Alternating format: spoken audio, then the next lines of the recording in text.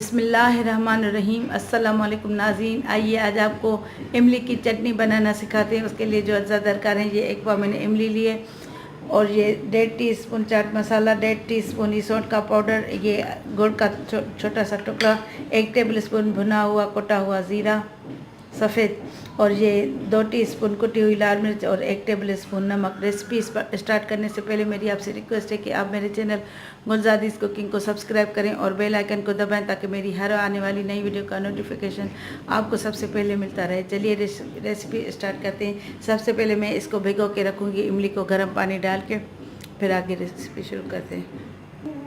ये देखिए मैंने इसको भिगो के रखा है इमली को। अब इसको ये अच्छी तरह ये जब भीग जाएगी तो मैं इसको छान लूँगी।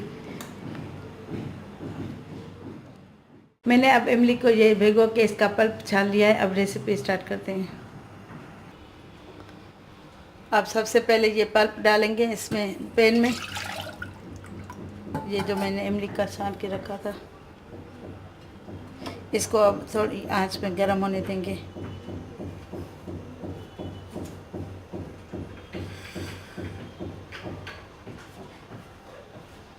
अब मैं ये इसमें सौंठ का पाउडर और ये सौंठ पाउडर और चाट मसाला डाला और ये कुटी हुई लाल मिर्च और नमक।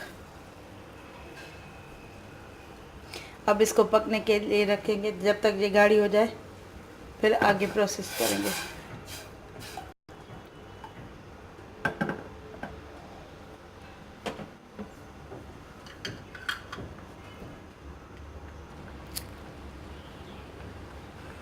ये देखिए मैंने इसको 10 मिनट बॉयल किया है। बिल्कुल ये थोड़ी गाढ़ी हो चुकी है। अब मज़ीद इसको थोड़ी देर पकाएंगे। ये मैं इसमें गुड़ धो के डालती हूँ और ये भुना कुटा ज़ीरा सफ़ेद।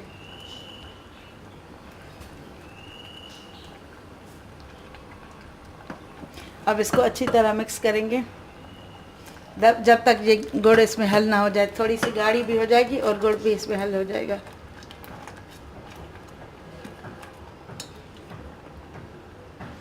अब मज़ीद इसमें 2-3 मिनट लगेंगे।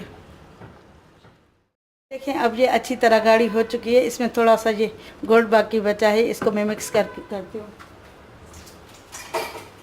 अब इसको मैं अच्छी तरह मिक्स करती हूँ ताकि ये भी हल हो जाए। ये ठंडी होगी तो फिर ये मज़ीद गाढ़ी होगी। आप चाहें तो इसको स्टरलाइज करके जार में भर कर रख सकते हैं रमज़ान शरीफ के लिए। ये दही बड़ों में, छोलों में, चाट में इस्तेमाल होती है। पहले आप शीशे को अच्छी तरह शीशे की जार को स्टरलाइज करें, फिर उसको सुखा लें, फिर उसमें ये भर के फ्रिज में रखें। ये हफ़्ता 15 दिन तक अच्छी रहेगी। फिर ख़त्म हो जाए फिर आप दोबारा बनाएं। अब ये मैं इसकी आंच बंद करती हूँ। दिन तक ख़राब को डिश आउट कर लिया है प्याले में। आप इसको स्टरलाइज करके जार में भर के रख सकते हैं। चाहे तो ताज़ा इस्तेमाल करें, चाहे तो 10-15 दिन तक इस्तेमाल कर सकते हैं। स्टरलाइज करके जार में रखें।